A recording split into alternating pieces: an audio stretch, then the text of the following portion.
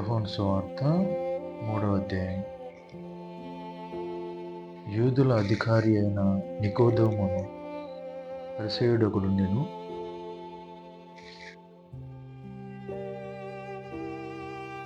అతడు రాత్రియందు ఆయన యొద్దకు వచ్చి, బోధకుడా, నీవు దేవుని యొద్ద నుండి వచ్చిన బోధకుడు అని మేము ఎరుగుదుము.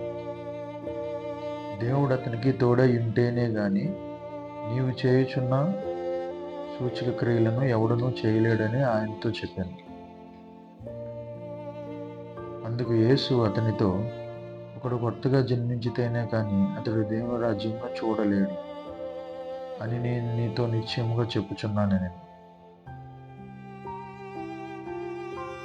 అందుకు నికోదేము, ముసలివాడైన మనుషుడు ఎలా జన్మింపగలడు? రెండవ మారు తల్లి గర్భమందు ప్రవేశించి జన్మింపగలడా అని ఆయనను అడగగా, యేసు ఇట్లనెను, ఒకడు నీటి మూలముగాను ఆత్మ మూలముగాను జన్మించితేనే గాని దేవుని రాజ్యంలో ప్రవేశింపలేడని నీతో నిశ్చయముగా చెప్పుచున్నాను. శరీర మూలముగా జన్మించినది శరీరమును, ఆత్మ మూలముగా జన్మించినది ఆత్మయునై ఉన్నది. మీరు క్రొత్తగా జన్మింపవలెనని నేను నీతో చెప్పునందున ఆశ్చర్యపడవద్దు. గాలి తనకిష్టమైన చోటను విసురును, నీవు దాని శబ్దము విందువే గాని అది ఎక్కడి నుండి వచ్చునో ఎక్కడికి పోవునో నీకు తెలియదు. ఆత్మ మూలముగా జన్మించిన ప్రతివాడును అలాగే ఉన్నాడు అనెను. అందుకు నికోదేము, ఈ సంగతులు ఎలాగూ సాధ్యములని ఆయనను అడుగగా,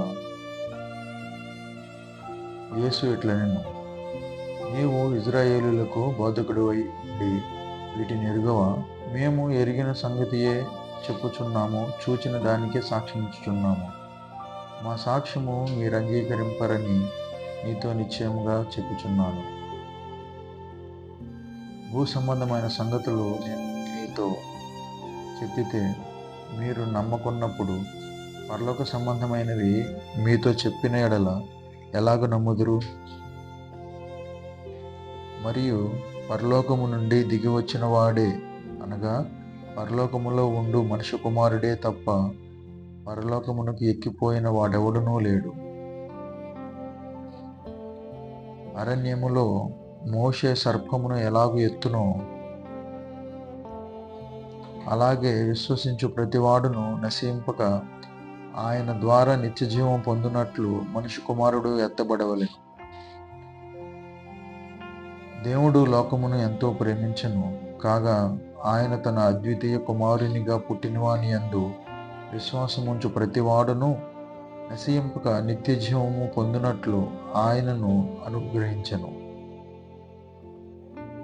లోకము తన కుమారుని ద్వారా రక్షణ పొందుటకే గాని లోకమునకు తీర్పు తీర్చుటకు దేవుడు ఆయనను లోకమునికి పంపలేదు.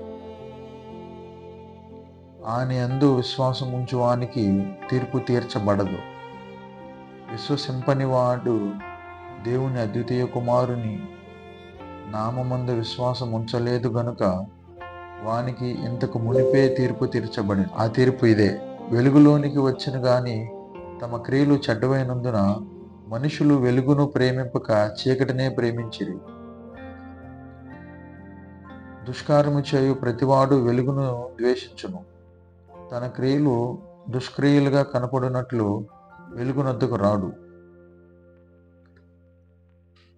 సత్యవర్తనుడైతే తన క్రియలు దేవుని మూలముగా చేయబడి ఉన్నవని ప్రత్యక్షపరచబడినట్లు వెలుగునొద్దకు వచ్చును. అటు తర్వాత యేసు తన శిష్యులలో కూడా యూదయ దేశమునకు వచ్చి అక్కడ వారితో కాలము గడుపుచు బాప్తీసమిచ్చుచూ ఉండెను. సలీము దగ్గరనున్న ఐనోనను స్థలమున నీళ్లు విస్తారముగా ఉండెను గనుక యోహాను కూడా అక్కడ బాప్తీసమిచ్చుచూ ఉండెను. జనులు వచ్చి బాప్తీసము పొందిరి. యోహాను ఇంకను చెరసాలలో వేయబడి ఉండలేదు. శుద్ధీకరణాచారమును గూర్చి యోహాను శిష్యులకు ఒక యూదునితో వివాదము పుట్టెను గనుక వారు యోహాను నొద్దకు వచ్చి, బోధకుడా, ఎవడు యోర్దానుకు అవతల నీతో కూడా ఉండెనో నీవెవని గూర్చి సాక్ష్యం ఇచ్చితివో, ఇదిగో ఆయన బాప్తీసమిచ్చుచున్నాడు, అందరూ ఆయన యొద్దకు వచ్చుచున్నారని అతనితో చెప్పిరి. అందుకు యోహాను ఇట్లనెను, తనకు పరలోకము నుండి అనుగ్రహింపబడితేనే గాని ఎవడనూ ఏమియో పొందనేరడు. నేను క్రీస్తును కాననియు ఆయన కంటే ముందుగా పంపబడిన వాడినే అనియు చెప్పినట్టు మీరే నాకు సాక్షులు. పెండ్లి కుమార్తె గలవాడు పెండ్లి కుమారుడు అయితే నిలువుబడి పెండ్లి కుమారుని స్వరూపం వినిడి స్నేహితుడు ఆ పెండ్లి కుమారుని స్వరము విని మిక్కిలి సంతోషించును. ఈ నా సంతోషము పరిపూర్ణమై ఉన్నది. ఆయన హెచ్చవలసి ఉన్నది, నేను తగ్గవలసి ఉన్నది. పైనుండి వచ్చువాడు అందరికీ పైనున్నవాడు, భూమి మీద నుండి వచ్చువాడు భూసంబంధి అయిన సంగతులను గూర్చి మాట్లాడును. పరలోకము నుండి వచ్చువాడు అందరికీ పైగా నుండి తాను కన్నవాటిని గూర్చియు విన్నవాటిని గూర్చియు సాక్ష్యమిచ్చుచు ఆయన సాక్ష్యము ఎవడును అంగీకరింపడు. తాను కన్నవాటిని గూర్చియు విన్నవాటిని గూర్చియు సాక్ష్యమిచ్చును.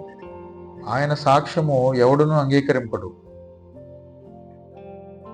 ఆయన సాక్ష్యము అంగీకరించిన వాడు దేవుడు సత్యవంతుడను మాటకు ముద్ర వేసి ఉన్నాడు. ఏలయనగా దేవుడు తాను పంపిన వానికి కొలత లేకుండా ఆత్మ అనుగ్రహించును. కనుక ఆయన దేవుని మాటలే తండ్రి కుమారుని ప్రేమించుచున్నాడు గనుక ఆయన చేతికి సమస్తము అప్పగించి ఉన్నాడు. కుమారుని యందు విశ్వాసముంచువాడే నిత్య జీవము గలవాడు. కుమారునికి విధేయుడు కానివాడు జీవము చూడడు, కానీ దేవుని ఉగ్రత వాని మీద నిలిచి ఉండును.